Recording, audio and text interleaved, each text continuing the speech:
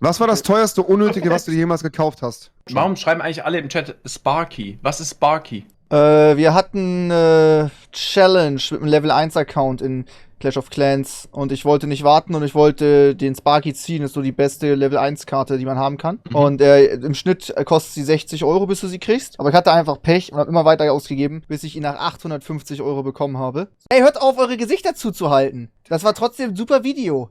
Das war ein super Video. Das war nicht unnötig. So, ich habe den Account danach auch nie wieder benutzt. Das ist an einem Tag gemacht. Ja, aber das Video hat über 2000 Euro eingebracht. Ja, okay. Also, Gut. es ist auch ein legendäres Video. Trimax, zockst du in der Küche oder wieso kann deine Freundin neben dir sitzen?